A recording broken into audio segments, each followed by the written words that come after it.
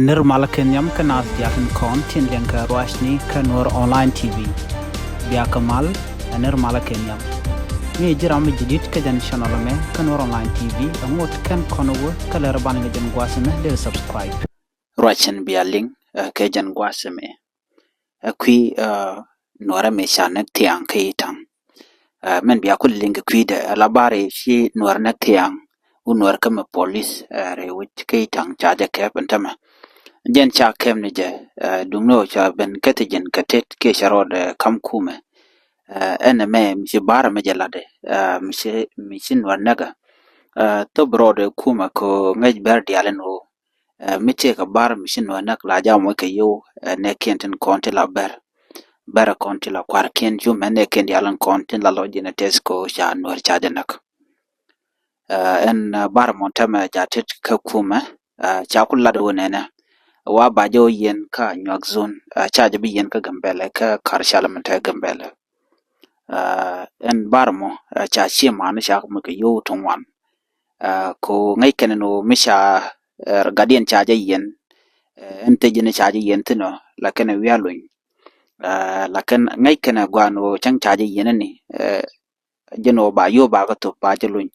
ki bran bate ka rona rete jen ki runda raw no ka ngwasa mo cha chi mo cha mo ke yo to wana long ko chi nuar chi janak la chwa wire te jen ko nge jen urun ba julun bar tin ko ken no mo syang mute ka ken tam mala kana la dan bar me mi chok tit ka kuma me to bana rode ko lel kana ngai kana ko shen war cha janak kan war cha nagan war mo police no ka jan bo ran kum ba mo police ba en men tama mo wa jeyeno ka anyok zun hotel gwan me de jega nuare ko jan naga nuar naga jakitang en wuda dan chen nak nuar man chen nak ngwan metod long che rame dit ngwan metod mut ka kwa ka barne jakamach en me jere dan le rodan tama gwi kon gambele ta dana te ke je siangan siang na ka je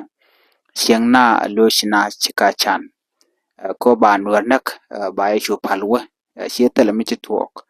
ene me tama ring mi da long nong poj kam ne nuare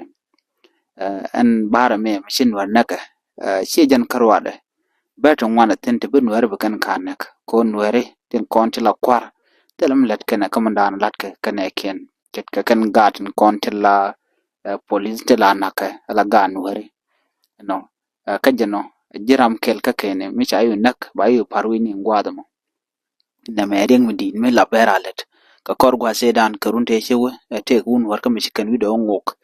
ne ka abobe jen ka shanko cha jugo no tel manangi ten korme ko jeni kwerba chu won tonga mi jala kana ramdo din mi dol barba ka boy ngwasmi cho kam ne jarare torbiel ka chu kan nak chu kan ngok de chu kan ngok no ka let kuma me sinaben chaje ben chol ramamo chwa kamni ramedani dong chi nam lar ma chilat jen la kana let la ramdi la yede la jaba da kan wore run balo la ne mal ne me reg di me to kan tamare ke gambela an gan wore me sha nek tiang jen barmo bejelong ka che bar chero de chu kam kume en wen ne ka gan wore na mo ko ngai ken dia lot ko manan la ran yan ke je ba ji yen run ba ji lon ko ngai ken kan gat ken kon tin ngai ken ala gota ko na yan ka ten che ka gota jene cha ka dak la ber la ka yan ka bobo gwade dane na kan wer dia ten abobo jen gwade dan na kan wer dia ten no to ngwana long to ro fo ji to ngwan te ten te gat ken bel ngwan te ten gwade chi kor je to ka jen ko run dang dok ki ngwan te chi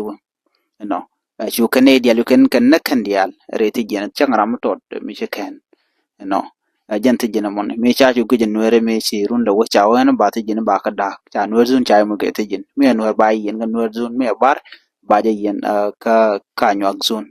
ana mo mi che ken dia le ka dung no ram me na kan no were ngai ken no lu kan no ba yen ka gambel a jere ga dan le ro den tama ka ku gambela en kan kwaran konti wi ko am woda batal mit ken chet ke umodo julu kana tan ko jwa ne de konti la kwar ko kwaran yam umot kwaro de tan ko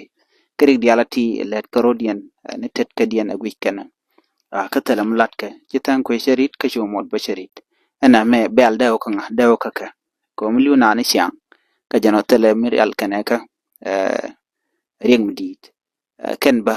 michigan gujen wo shilyaji dit teneken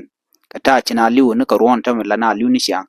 de kan ben pin ke de ka resign nyono de ne ko ken de lo ten de jalo no me de ka ya ka me de kana kapcho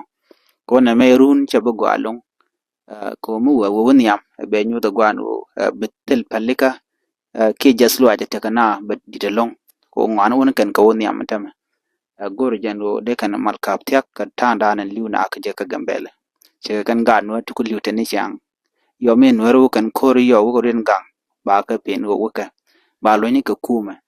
na me jendan le ro den tam ka gambele ani biya ta mal ya right den biya den